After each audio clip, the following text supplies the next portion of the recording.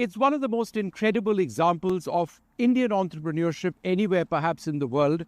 More than 3 decades back, a young Indian, Rajeev Gupta, came to Ukraine with what about a couple of $100 in his pocket.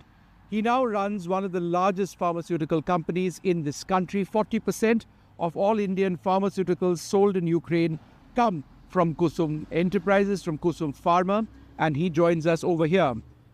$200 is all that you came with, right? Yeah, that was a big money for that time. It's still big money now, but that said, you now employ 1,000 odd people in this country, and you continue to operate despite the war. How difficult has it been? It was a bit difficult initially, but if you see the courage of local people, you feel like, no, you can continue. Why not? And you employ how many people over here? 1,100. And what are the drugs that you sell over here, that you manufacture over here? So You sell? yeah, we are having 2 plants in India and 1 plant situated in city Sumy, which is 23 kilometers from the Russian border, currently at epicenter. We produce tablets, a different kind of tablets, syrups, capsules, granules, ointments, cream, wide range of products. Yeah. How difficult has it been throughout this entire war period? First few weeks was very, very tough because nobody understands what is going on. Yeah. Later, you start understanding the game, how it will going to work. So, Sumy was under occupation. We closed down our operations for 2 weeks, mostly busy with the evacuation of students stuck in city Sumy. And maybe by 6th or 7th of March, we start our operations once again, even during the occupation. Yeah. And throughout this period, you would have lost your friends. You would have seen people lose family members. It's now 900 days into the war and it doesn't seem to end.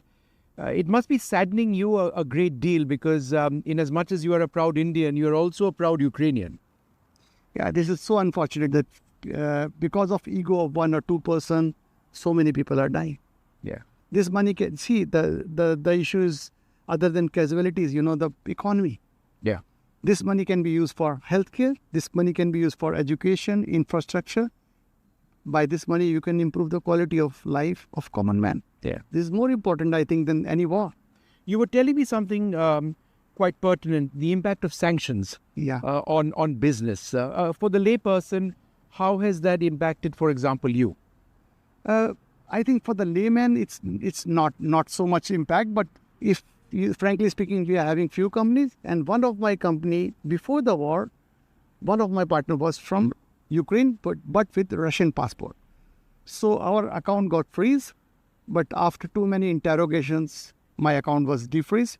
It caused little bit of harassment, kind of mental. Still, court is doing the proceedings. Hope for the justice. I believe in anti-corruption court of Ukraine, and hope that verdict will be in our favor. Otherwise, this will be a very, very bad message to all investors, not only from India, but from the worldwide. Yeah. Investment, sanctions, if you implement in a wrong way, it gives a wrong message. It's a very dangerous tool. We've seen the Indian community over here, by which I mean students, of course, leave en masse a couple of years back. You helped out in that process. There's a small Indian community in Kiev as well, right? Did they all stay behind or have they all gone back? I think maybe up to 10 families left behind it. And how many families were there earlier? More than 500 people. Yeah. But currently, I think maybe up to 20 people are living in Ukraine. It's a bit, you have to get used to sirens, air attacks, alerts, What does that feel like? Because I'm coming over here after 2 years, and the first thing I heard as we drove as our train came into Kiev was an air raid siren. The train stopped for a few moments, then carried on going. And then I heard it again today. And I remember what it was like 2 years back. That's not changed. It's become worse in a sense. You're getting used to it. It's like Vishnu, if you start from the yesterday evening till now, 69 drone attacks was taking place. Kyiv is a bit safer city. I think one of the most safest city as far as warfare is concerned. So many anti-missile systems are in place. Still chances of success is fall down of this missiles or drones is 90%. Still 10% there is a chance. So 20 drones tried to come and attack the Kyiv yesterday night, but I think most of them got down behind the border of city Kyiv.